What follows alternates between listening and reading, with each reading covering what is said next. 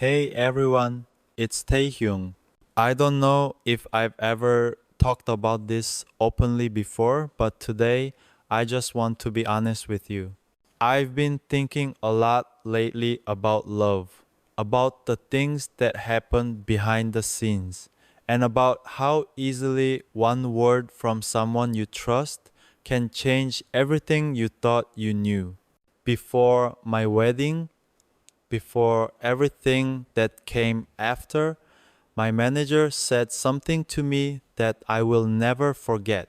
It wasn't loud, it wasn't angry, it was quiet, almost careful, but it hit me like a storm. And I think for a long time, it shaped the way I saw myself, the people I love, and the world I live in. Let me start from the beginning. We were in the middle of a hectic schedule, promotions, rehearsals, interviews, photo shoots. I was trying to balance work and my personal life, which had become complicated. My fiancé and I were planning our wedding quietly. We wanted it to be small, peaceful, and meaningful, not a grand spectacle, just something that felt real. But when you live in a world where every whisper can become a headline, even the word quiet becomes impossible. I remember sitting in the practice room late at night. Everyone else had gone home. The mirrors reflected that tired version of me that fans never see: hair messy, jacket half off, a coffee cup sitting on the floor. My manager walked in without knocking. He looked serious but calm, the way people do when they've already decided what they're going to say. Taehyung, he said, are you sure you want to do this? I smiled, thinking he was joking. What do you mean? He hesitated. The wedding, the timing, the industry isn't kind to idols who settle down early. You know that, right? I didn't respond at first. The air between us felt heavy. I knew he wasn't trying to hurt me. He was protecting something, maybe me, maybe the image that had taken years to build. But in that moment, it didn't feel like protection. It felt like distance. He said, you have to understand, people love the idea of you being available. They love the fantasy. Once that changes, so does everything else. The numbers, the fans, the image. I just don't want you to lose what you've built. There was a long pause.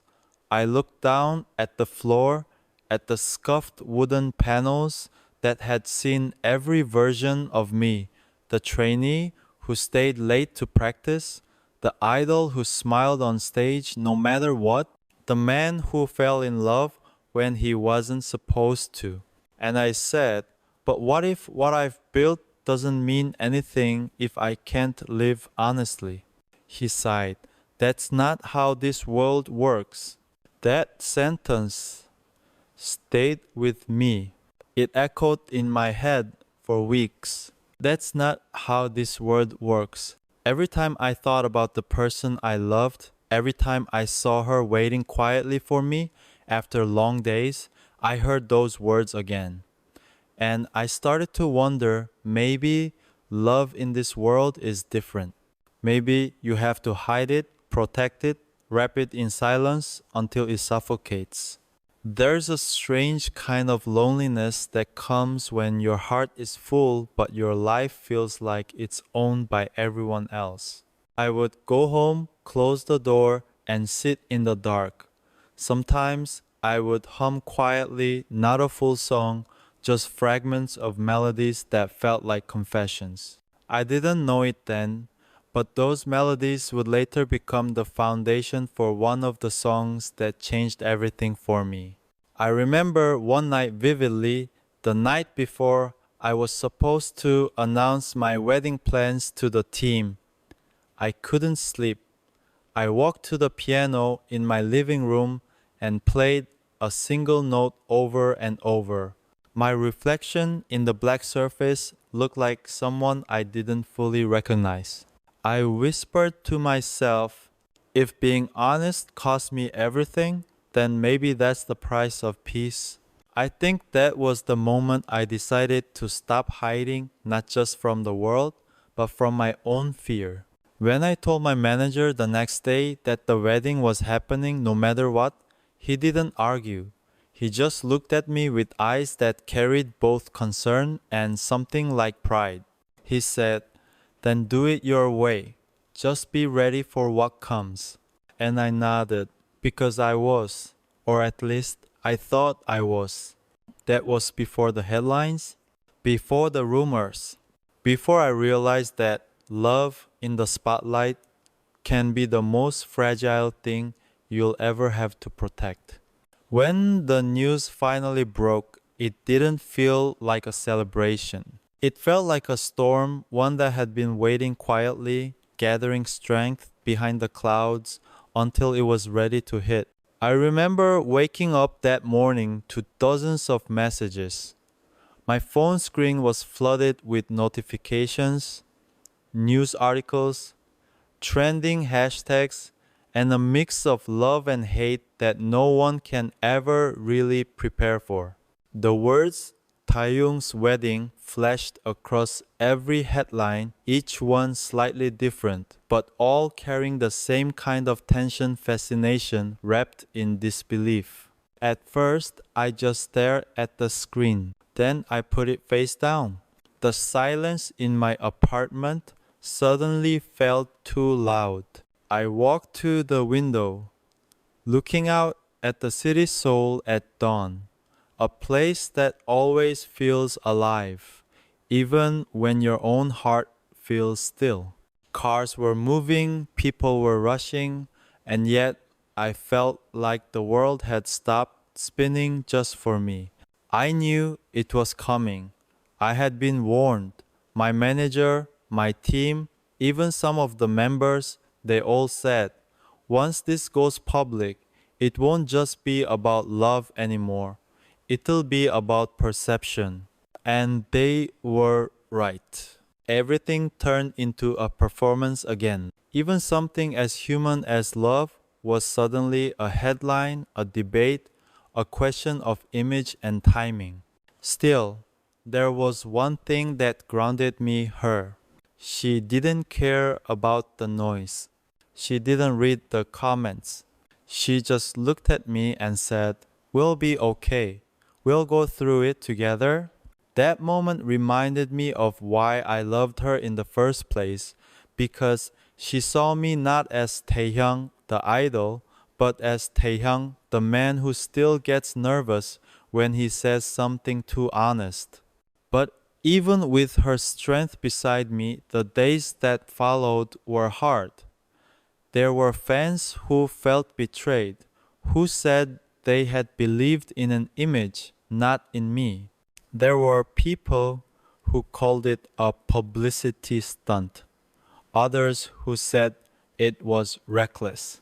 My company tried to control the narrative, but love isn't something you can manage like a schedule. And then came the day I had to face the members. We were in the practice studio again. It was late.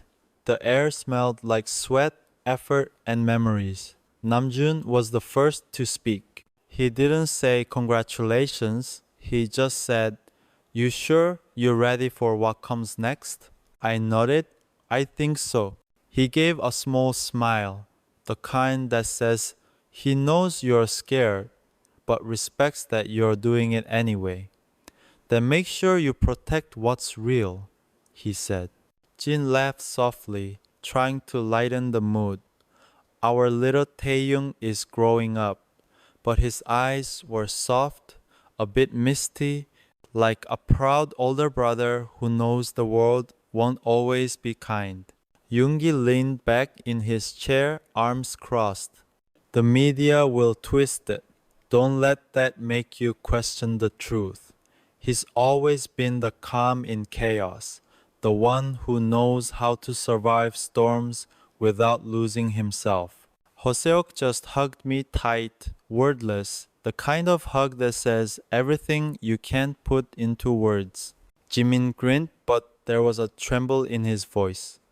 You'll be fine, Hyung.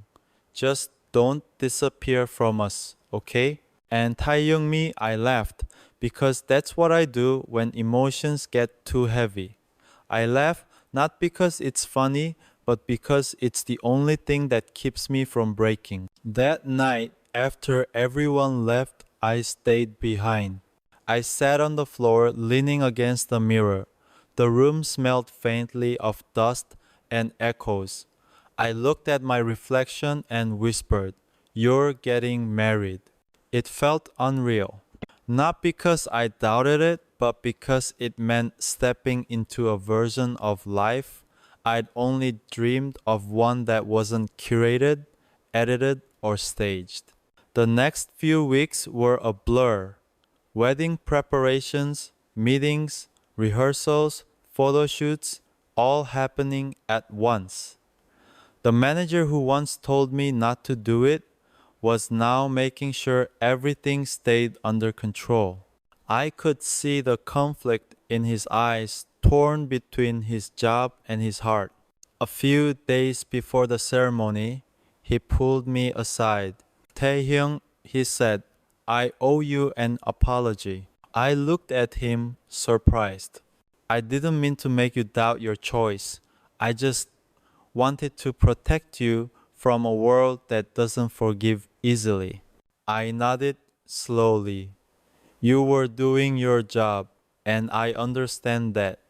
But this time I needed to protect something too. Not my image, but my heart." He smiled faintly. "Then I guess we're both learning." It was the first time we saw each other not as artist and manager, but as two men who were both afraid of losing something they cared about. The night before the wedding, I couldn't sleep again. I sat with my guitar, fingers moving without thought, playing the same quiet melody I had hummed months earlier. This time, though, it didn't sound like pain. It sounded like peace. I thought about how love doesn't need permission. It doesn't follow contracts or headlines.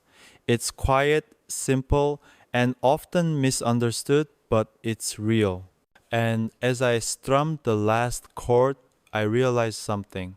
The thing that shocked everyone, the thing my manager said, wasn't just about fear or control. It was about truth. He was right about one thing. This world doesn't always work the way our hearts want it to. But maybe that's why we need to live honestly anyway. Because love, at its core, isn't about being perfect in public. It's about being real in private. That night, as the city lights flickered through my window, I whispered a small promise to myself, not to the cameras, not to the fans, not to the headlines, but to the person I loved, and to the version of me that still believed in something pure. "I'll protect this," I said softly, "even if the world doesn't understand." And for the first time in a long time, I slept peacefully. When the wedding was over, I thought the noise would fade.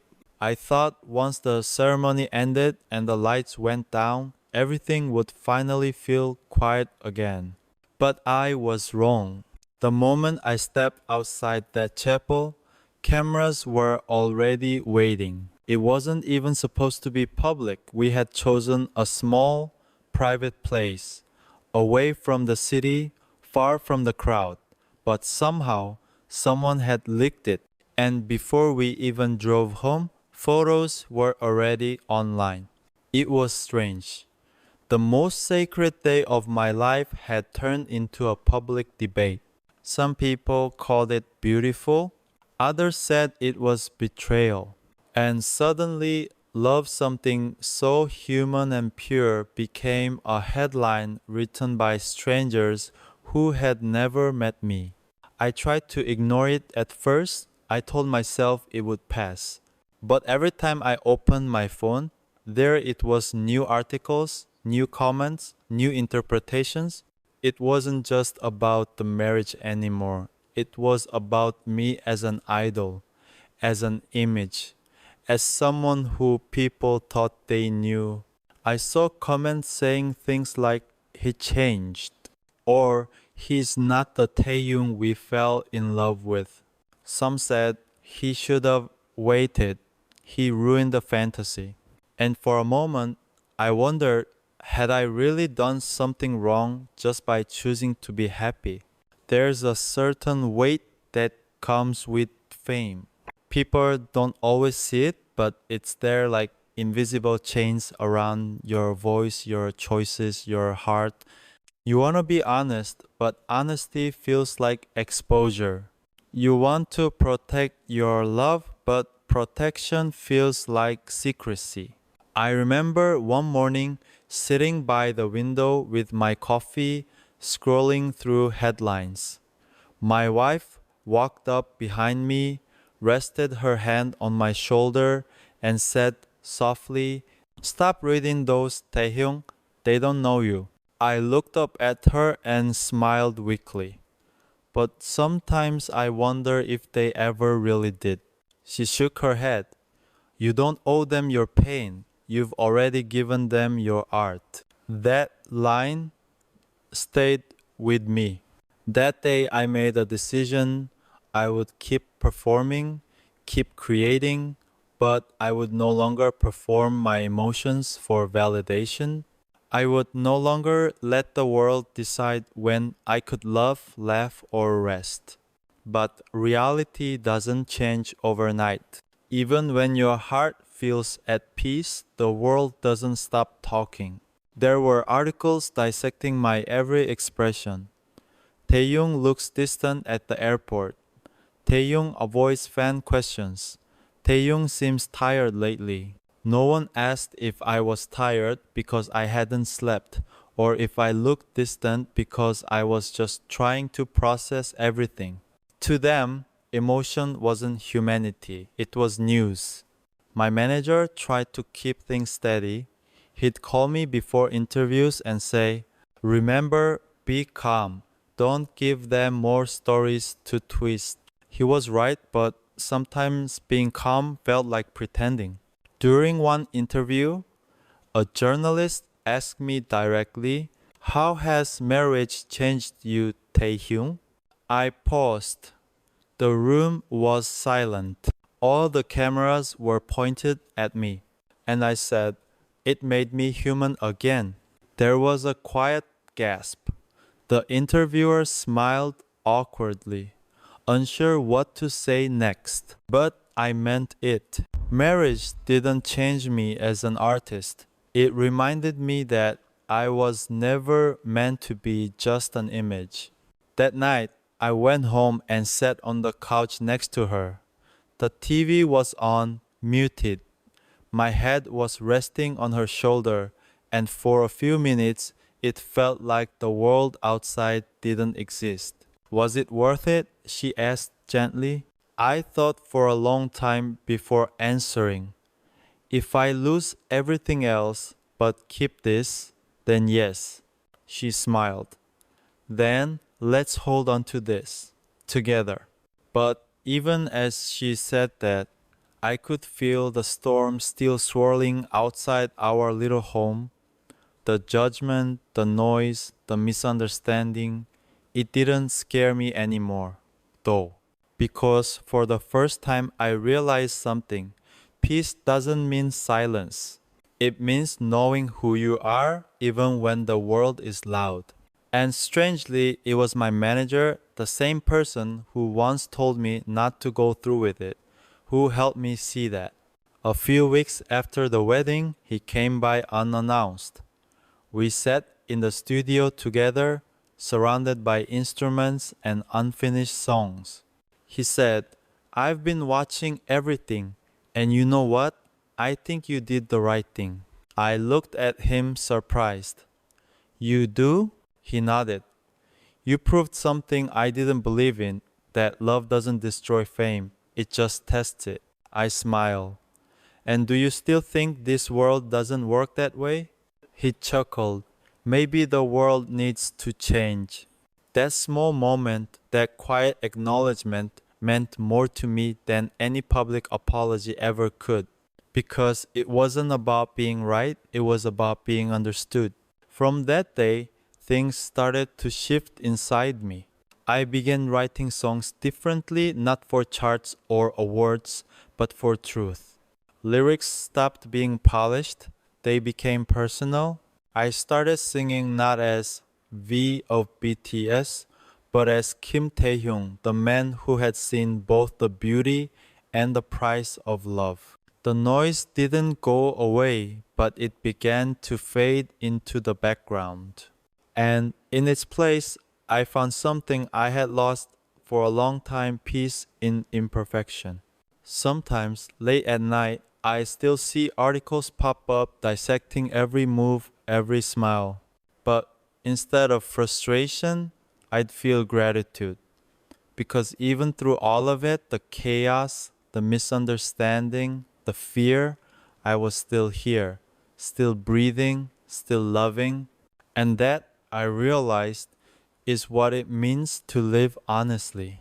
Not to be perfect in the world's eyes, but to be real in your own. After all the noise, after all the sleepless nights, I found myself back in the studio. It was quiet, too quiet at first. There were no producers that day, no cameras, no staff, just me, a cup of lukewarm coffee, and an empty page on the desk. I remember staring at that page for hours. There were so many things I wanted to say, but every time I picked up the pen, I froze. Because I didn't want to write another hit song. I wanted to write something real, something that sounded like the voice I had lost somewhere between fame and fear. Then I looked at my reflection in the black piano surface and whispered to myself, "Just be honest, Taehyung. Don't make it sound perfect. Make it sound true." And that's how the first line came to me.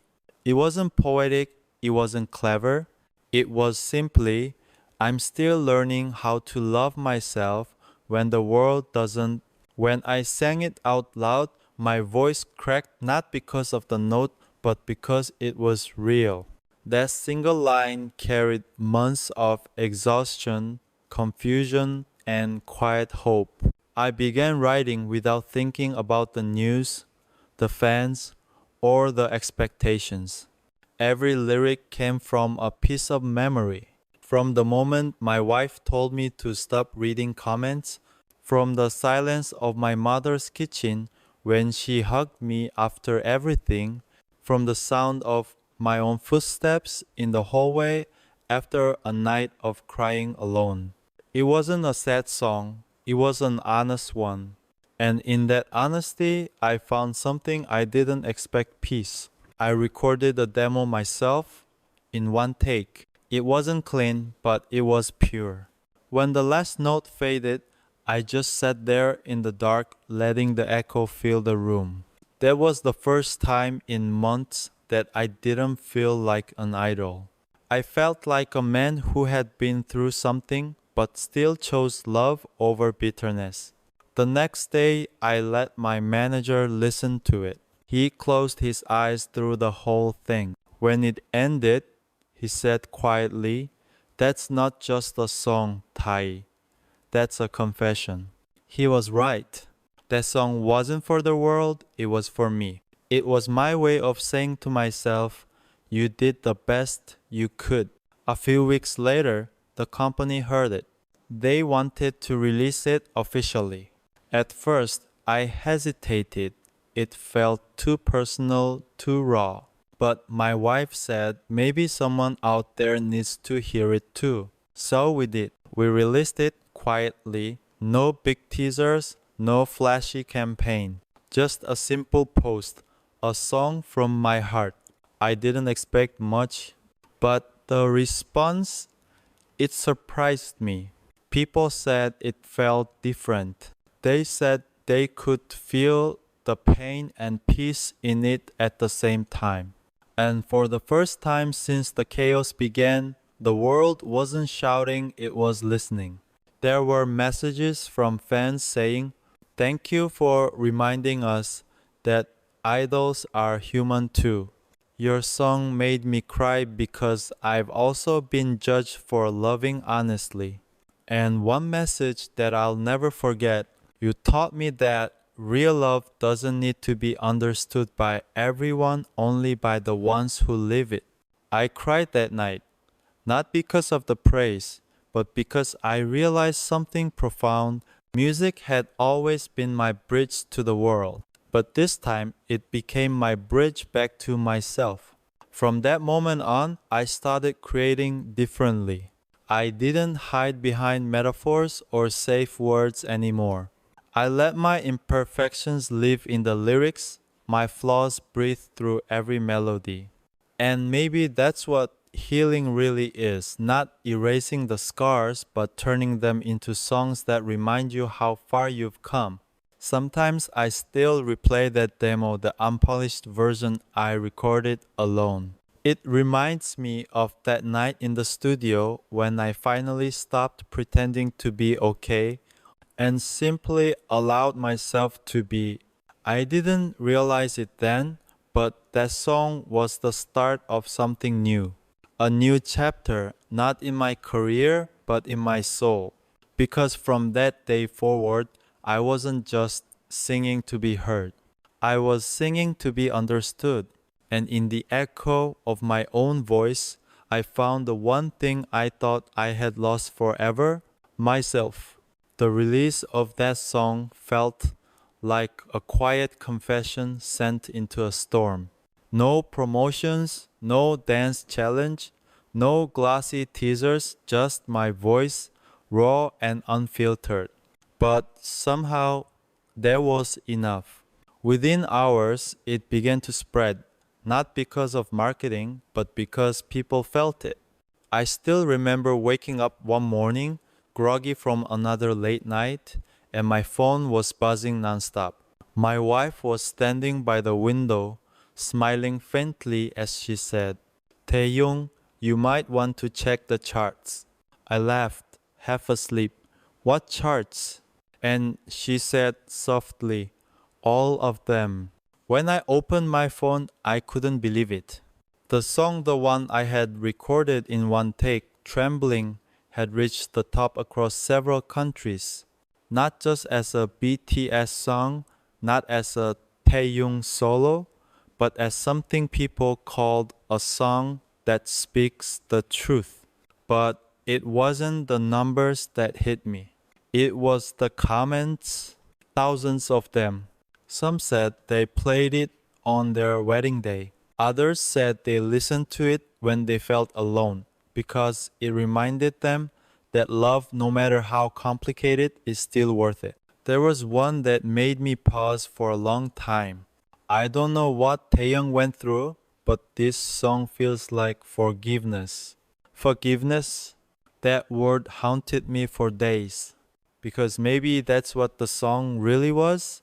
Not a love song, not a message to the fans, but a way of forgiving everyone who misunderstood, including myself. Soon, interview requests started flooding in. Everyone wanted to know who inspired the song. Is it about your wife? Was it written after the manager incident? I avoided most of them. Not because I didn't want to talk, but because I wanted the song to speak first. You see, when you explain too much, people stop feeling and start analyzing. And this song wasn't meant to be analyzed, it was meant to be felt. But there was one interview I agreed to, a small magazine that had always respected my work. The interviewer asked quietly, "What was going through your heart when you wrote that line?" "I'm still learning how to love myself when the world doesn't." I looked down and said, "That line isn't about fame, it's about humanity." Because no matter who you are, there's always a part of you that feels unseen. And sometimes love starts when you stop waiting for everyone to understand you. They didn't push for more, they just nodded. And for the first time in a long while, I felt understood without having to defend myself. Then something beautiful started happening. People stopped asking about the wedding scandal. They stopped speculating about my manager's words. Instead, they started talking about the music. Fan projects began appearing murals, art pieces, piano covers. There was even a letter writing campaign called Love Without Permission, inspired by my lyrics. And when I saw fans holding signs at concerts that read, "You taught us love is worth fighting for," I knew something had changed. The narrative wasn't about controversy anymore. It was about connection, and strangely, even my manager, the one who once tried to stop the wedding, became one of the people who helped me protect that peace. He started managing my interviews carefully, making sure I had space to breathe, to create, to just exist again. One night, after a long rehearsal, he came up to me quietly. "I was wrong back then," he said. "I thought protecting your image was protecting you. But I forgot that what makes you special isn't your image, it's your honesty." I didn't say anything at first, I just smiled, because I knew we had both grown from it.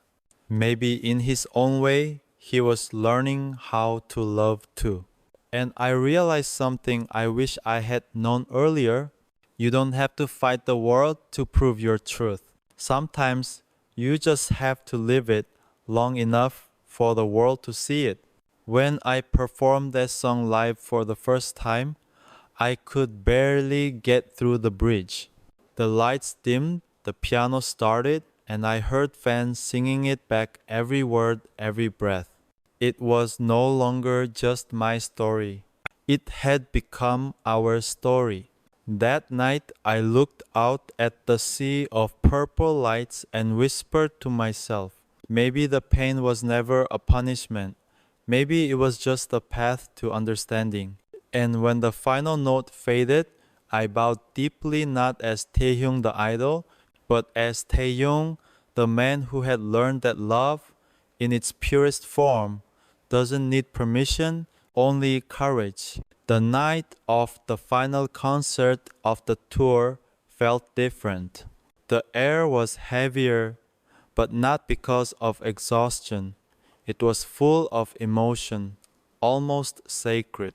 I could feel it from the moment I stepped backstage. The crew was quiet. My members were smiling softly, and even my manager, who used to be the strictest man in the room, had his eyes lowered in calm reflection. Before walking out, I stood in front of the mirror and stared at my own reflection. The same face that had once carried so much confusion now looked peaceful. Not perfect, not flawless, but real. I whispered to myself, "No matter what happens tonight, say it honestly." When the lights went out and the crowd started chanting my name, I felt a wave of warmth wash over me. Tens of thousands of people holding purple lights, their voices melting into one unified sound.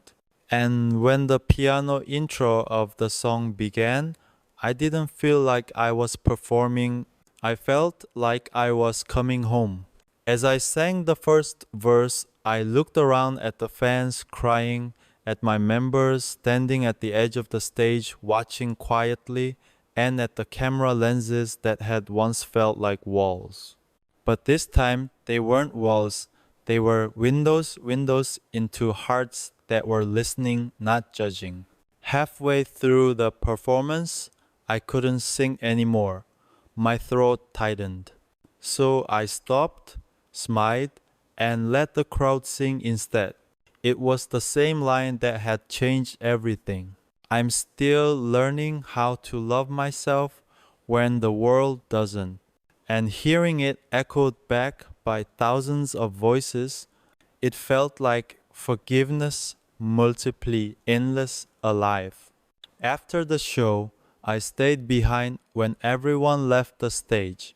The lights dimmed, the crowd was still humming softly, and I knew I couldn't leave without saying what had been sitting in my heart for so long.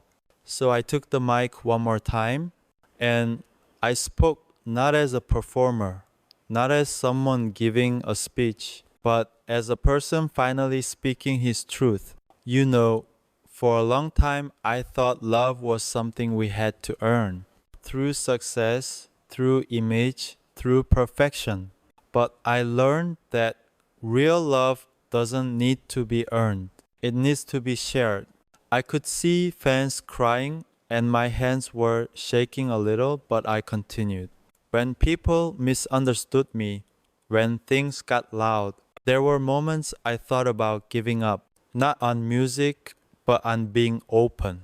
Because it hurt to be seen so clearly and still be questioned. But then I met someone who showed me that love doesn't mean never getting hurt. It means choosing to stay even when the world doesn't understand. I looked toward where my manager was standing. He smiled quietly and I smiled back. It wasn't about blame anymore. It was about how far we had come. That song you all sang tonight, it wasn't written for attention. It was written because I needed to remember that truth is stronger than fear. And if any of you out there are afraid of loving, afraid of being misunderstood, please don't hide. Someone, somewhere, will understand you. Maybe not today, maybe not soon, but they will.